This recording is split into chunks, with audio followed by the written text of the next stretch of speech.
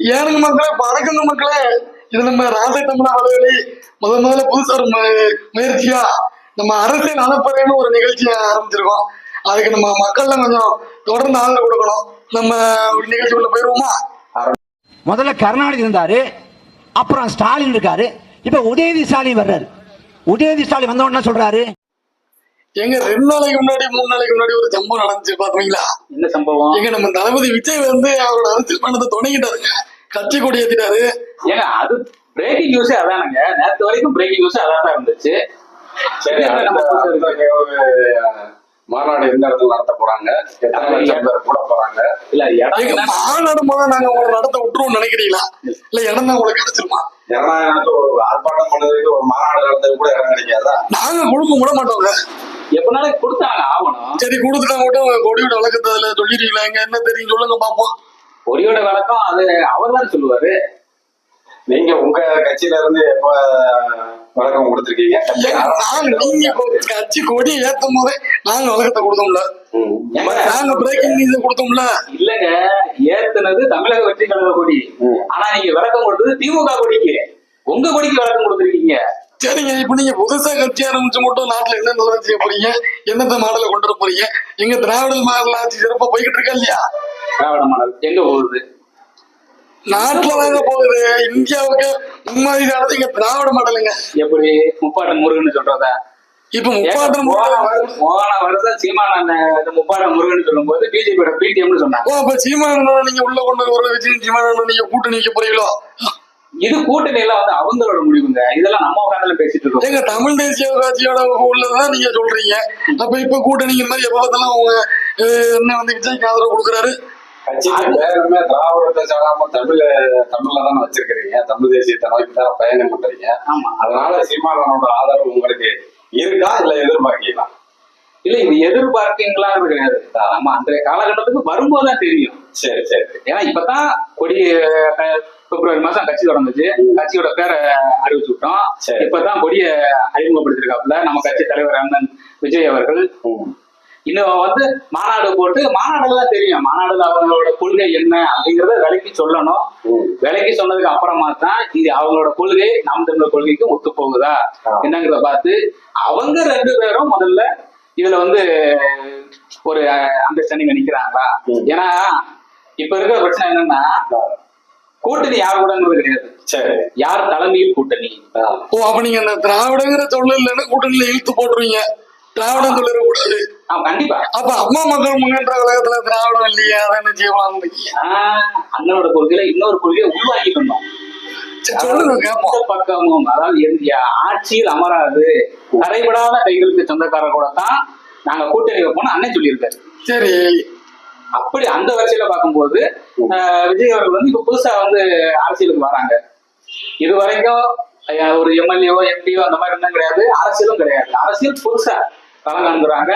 அதனால கூட்டணி வைக்கிறதுக்கு ஒரு வாய்ப்பு இருக்குன்னு தான் சொல்றாங்க, தவிர கூட்டணி வச்சிருவாங்க அப்படின்னு சொல்லல. அவங்க என்ன கொள்கையை கொண்டு வராங்க, அதுல அண்ணனோட தீர்மானம் சீமானோட தீர்மானங்கள் எப்படி இருக்கு அதெல்லாம் தெரிஞ்சுக்கிட்டு தான் கூட்டணியை பேச முடியும். கூட்டணியை பேச முடியும். அப்புறம் வெயிட்டிங் சொல்றீங்க, அவர்கிட்ட போய் கிளம்புறீங்க. இது எப்படி நாங்க புரிஞ்சுக்கிறது? நீங்க அப்ப எங்க திராவிட மாடல் ஆட்சியை பார்த்து நீங்க பதறீங்களா இல்லையா? கூட்டுக்கு ஆள் சேர்க்கிறீங்களா இல்லையா?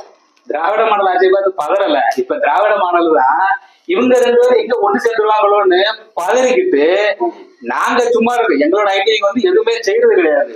இது இவங்களா ட்ரோல் பண்றது. அண்ணன் சீமான ஒரு மாதிரி விமர்சனம் பண்ணி, இவர் ஒரு மாதிரி விமர்சனம் பண்ணி ஏகப்பட்ட ட்ரோல் பண்ணிக்கிட்டே இருக்காங்க. அப்ப அதுக்காக தான் துணை முதல்வர் பதவியை விமர்சனம் பண்ணிக்கிறாங்களா? இருக்கலாம் இருக்கலாம், அதுக்காகவும் இருக்கலாம். நாங்க துணை முதல்வர் எங்க சின்னவருக்கு கொடுப்போங்க. நீங்க யாருக்கு கொடுப்பீங்க? ஏன்னா அது அன்றைய காலகட்டத்துல முடிவு எடுக்க. அன்றைய காலகட்டம். அப்ப நாங்க ஆட்சிக்கெல்லாம் வரவே மாட்டோம், விட மாட்டோம்.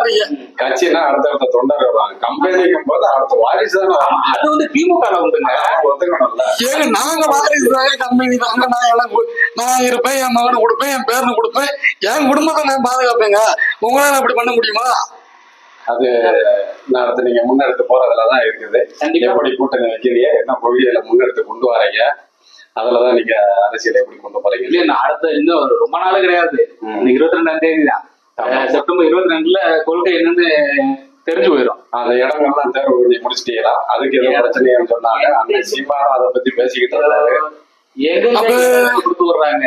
இப்ப இடம் கிடைச்சு நீங்க மாநாடு போட்டு கொள்கையை சொல்லி எல்லாம் பண்ணாலும் 2026 கூட்டணியோ தனித்தோ எப்படி இருந்தாலும் நீங்களே கொள்கையை சொன்னதுனால இப்போ வந்தவங்க கொள்கையை சொல்லிடுவாங்க. நீங்க இடம் கொடுக்க மறுக்கிறீங்களா? ஏங்க நாங்க யாருக்குமே இடம் கொடுக்க மாட்டோங்க. எங்க கட்சியை தவிர வேற யாருக்கும் நாங்க எதுவும் பண்ண மாட்டோம். 60 வருஷம் நாங்களே கொள்கையை சொல்ல, நேரத்து கொடியை எடுத்து நீ கொள்கையை சொல்ல போறேன்னு அதுக்காக அவங்க மறுக்கிறாங்க. இல்ல, எங்களுக்கு இடம் கொடுக்காததுக்கு பிரச்சனை என்னன்னு தெரியுமா? கட்சியோட பேரு தான் பிரச்சனை. ஏன்னா கிட்டத்தட்ட ஒரு நம்ம ஈழப்போர் நடக்கிறதுக்கு முன்னால இருந்து அதுக்கு முன்னால தொடங்கப்பட்ட கட்சி எல்லாமே பார்த்தோம்னா திராவிடத்தை உள்ளடக்கியே வரும். தேசிய முற்போக்கு திராவிட முன்னேற்ற கழகம் தான், மறுமலர்ச்சி திராவிட முன்னேற்ற கழகம், அனைத்து இந்திய அண்ணா திராவிட முன்னேற்ற கழகம் அப்படின்னு திராவிடத்தை முன்னிறுத்தியே வரும். ஆனா இந்த ஈழப்போருக்கு அப்புறம் தொடங்கின கட்சி எல்லா கட்சியும் பார்த்தோம்னா இப்ப அண்ணன் வந்து சாக்குமார் அவர்கள் புதுசா கட்சி தொடங்கினாங்க, சமத்துவ மக்கள் கட்சின்னு வச்சாங்க. அதே மாதிரி கார்த்திக் அவர்கள் வந்து கட்சி தொடங்கினாங்க, அகில இந்திய நாடாளு மக்கள் கட்சின்னு வச்சாங்க. இதுல வந்து திராவிடம் வரல. ஏங்க நாங்களும் திராவிடத்தை கொண்டு வரலங்க. இப்ப பாத்தீங்கன்னா நாங்க தமிழ் புதுவன் தான் நாங்க திட்டத்தை கொடுக்குறோம். தமிழ் கடவுள் ஊரடங்கு தான் மாநாடு நடத்துறோம். நீங்க தான் திராவிட மாடல் ஆட்சி, நீங்க ஏன் தமிழை தூக்கி பிடிச்சி தொங்குறீங்க? ஏங்க எங்க திராவிட மாடல் ஆட்சி ராமர் மாடல் ஆட்சிக்கு முன்னோடிங்க. உங்களுக்கே தெரியுது திராவிடம்னு ஒண்ணு தமிழ்நாட்டுல செத்து போச்சு. அப்ப இனிமே நீங்க வந்து என்ன சொல்லிருக்கணும்? திராவிட புதல்வன் சொல்லிருக்கணும். அதை விட்டுட்டு தமிழ் புதல்வன். ஏன் தமிழ் புதல்வன்? தமிழ் எல்லாம் சேர்ந்து திராவிடம். அது இல்லங்க, ஆட்சி திராவிட மாடல் ஆட்சி. திராவிட கட்சின்னு பேர் இல்ல, அந்த விடுதலை சிறுத்தை கட்சி வச்சிருக்காரு, திருமாவளவன் விடுதலை சிறுத்தை கட்சி வச்சிருக்காரு, அம்மா மக்கள் முன்னேற்ற கழகம் வச்சிருக்கிறாங்க. அப்புறம் பாத்தீங்கன்னா நம்ம இவரு தமிழக வாழ்வுரிமை கட்சியார், இந்த கட்சிகள் எல்லாமே சேர்ந்து நீங்க சொல்ற திராவிட கட்சி உள்ளதான் இப்ப ஆட்சி பண்ணிக்கிட்டு இருக்கு. இல்ல அது வந்து அதே மாதிரி நீங்க முன்னெடுத்து வர தமிழக கட்சியும் வருங்காலத்தில் திராவிட கட்சியோட இணைய வாய்ப்பு உண்டா? அதாவது இணைக்க வச்சிருவோம்ல நாங்க. 50 கோடி 500 கோடி நாங்க பேரம் பேசி பெட்டியா கொடுப்போம்ல நாங்க. அதை வர வைக்கிறதுக்காக அந்த இடம் தாமதமா? இல்ல அப்படியெல்லாம் வந்து விஜய் அவர்கள் வந்து பார்த்தோம்னா மற்ற கட்சி மாதிரி எல்லாம் திடீர்னு உள்ள இறங்கி போறது, எனக்கு 4 சீட்டு கொடுங்க 5 சீட்டு கொடுங்க நான் வாரேன் அப்படிங்கிற மாதிரி எல்லாம் அவர் சொல்லல. அதாவது அந்த பாட்டின் வெளிப்பாடு, பாட்டு வெளியிட்டாங்க அவரையே சொன்னது, அந்த பாட்டோட வெளிப்பாடு என்ன சொல்லுது? விஜய் அவர்களை தலைமை ஏற்றுகிற 2026 தமிழக வெற்றி கழகத்தின் தலைவர் தான் முதல்வர் அப்படிங்கிற மாதிரி வருது. அப்ப ஒரு கட்சியோட கூட்டணி போகும்போது முதல்வர் ஆக முடியாது. எப்படின்னா ஒரு 2ஆம் கட்ட தலைவர்கள் மாதிரி தான் நம்ம விஜய் அவர்கள் இருக்க முடியும். அப்படிங்கும்போது அதுக்கு வந்து வாய்ப்பு கிடையாது. திராவிடத்துக்கு உள்ள போனோம் அப்படின்னா இவரோட தத்துவமே வேற. இவர் என்ன தத்துவம் சொல்றாரு? 2 பக்கமும் அரசியல், அதாவது ஊழல் மலிந்த ஒரு அரசியல் ஒரு பக்கம், ஜாதி வரி கொடுத்த அரசியல் மறுபக்கம் அப்படிங்கிறாரு. அப்ப இந்த அரசியல்களை ஒழிக்கணும் அப்படின்னா இவங்க 2 பேருக்கிட்ட கூட்டணி கிடையாது, திராவிட கட்சியோட கூட்டணி இல்ல அப்படிங்கறதுதான் அவரும் ஆழ்ந்த கருத்தை சொல்றாரு.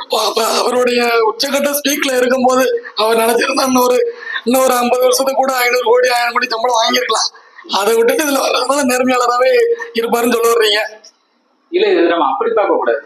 அவரு இன்னும் அவர் வந்து வயசு இருக்குது, நடிக்கலாம். இந்த இப்ப ஐயா ரஜினி அவர்கள் கூட இன்னும் நடிச்சுக்கிட்டு தான் இருக்காங்க. 100 கோடி 100 கோடி சம்பளம் வாங்குறாரு. இன்னமும் அவரோட மார்க்கெட் வந்து இன்னும் தமிழகத்துல சூப்பர் ஸ்டார் அப்படின்னா இன்னைக்கு ரஜினிகாந்துக்கு அடுத்தபடி அவர் தான் இருக்காரு. அவரை நினைச்சா என்னனால செய்யலாம். ஏன்னா எங்களுக்கு அதுதாங்க பிரச்சனை. நீங்க எங்களுக்கு திரையுலகத்திலையும் தமிழ் சூப்பர் ஸ்டார் இருக்க கூடாது. நீங்க தமிழன் கட்சியா இருந்தாலும் நாங்க இப்படிதாங்க கேள்வி கேட்போம். மாநாடு போட விடாம தடுப்போம், விடாம தடுப்போம், எல்லாமே பண்ணுவாங்க. அப்புறம் எப்படி நாங்க எங்க திராவிட மாடல நிலைநாட்டுறது? இப்படி எல்லாத்துக்குமே தடை பண்ணி தரவானோம்னா மக்கள் ஒரு வெறுப்பை வந்து சம்பாதிக்க வேண்டியது இருக்குங்க. நாங்க தேர்தல் 500,000 கொடுத்துருவோங்க. பணம் வச்சிருக்காங்களே, அதுவும் சரிதான்.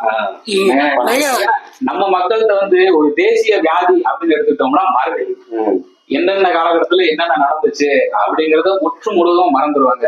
அந்த தேர்தல் நேரத்துல 500 1000 இப்படி காசை வாங்கிட்டு ஓட்டு போடுறதுனாலதான் நாட்டுல மிகப்பெரிய மோசமானவர்கள நாடாளுற நிலைமைக்கு வந்துருச்சு. ஓட்டுக்கு வாங்குற காலம் எல்லாம் மாறி போச்சு.